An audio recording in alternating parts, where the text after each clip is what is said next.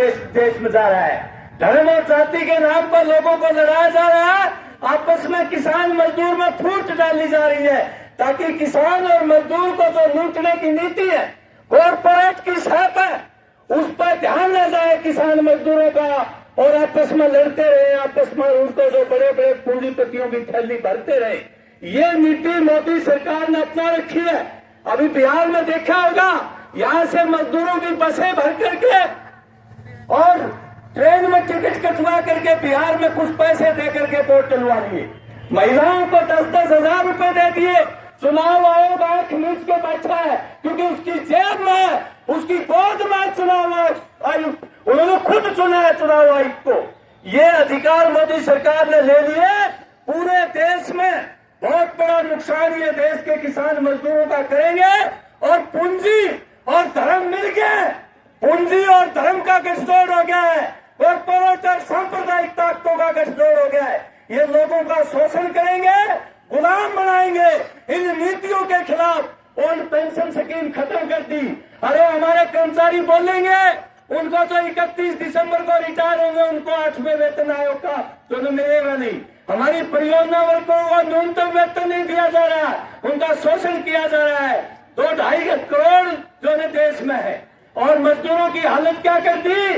मनरेगा खत्म कर दिया। 2005 में कानून पास करके मनरेगा लागू किया था।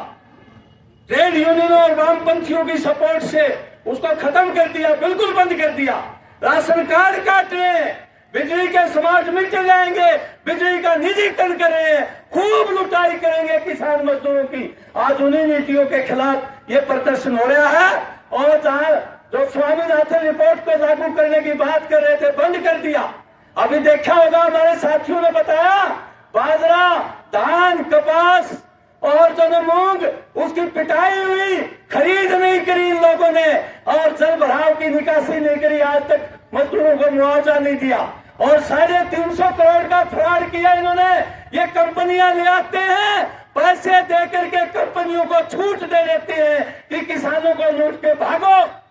और एक कंपनी 2023 में लाए थे, छेमा कंपनी, 85 करोड़ रुपए सरसों का फैसला दे दिया, उसका बीमा नहीं दिया, हाई कोर्ट में चले गए और 350 करोड़ लूट लिया है। जो 4-4.5 महीने से आंदोलन चल रहा है वहां एसडीएम लुहारू के ऊपर, और वो तो जांच बैठाने को तैयार नहीं है, सरेआम फरार कर दिया।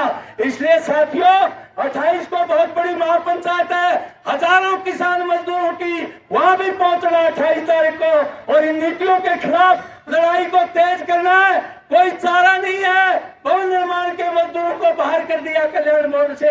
इसलिए तमाम जो चीजें हमारे साथी बोलेंगे, मैंने मोटी मोटी बातें बताई है। ये लड़ाई तेज करनी पड़ेगी। इस लड़ाई के बगैर चारा नहीं है। वही जनाए हजारों साल पहले, जो सैकड़ों साल पहले थे, हमारे देश के शहीदों ने कुर्बानियां दे करके मजदूरों के कानून बनाए, जेड़े काटी, फांसियां खाई, तमाम 29 कानून खत्म कर दिए एक ही झटके में। ये मोदी सरकार किसान और मजदूरों की पक्की दुश्मन है। इसके खिलाफ हमें लड़ाई लड़नी पड़ेगी और अपनी ताकत बनानी पड़ेगी, अपनी एकता बनानी पड़ेगी। साथियों, ये मैं कहना चाहता हूँ। किसान सभा की तरफ से इस प्रोग्राम के लिए आपको बधाई और हमेशा आपके साथ रहेंगे। बहुत बहुत धन्यवाद, बहुत बहुत शुक्रिया।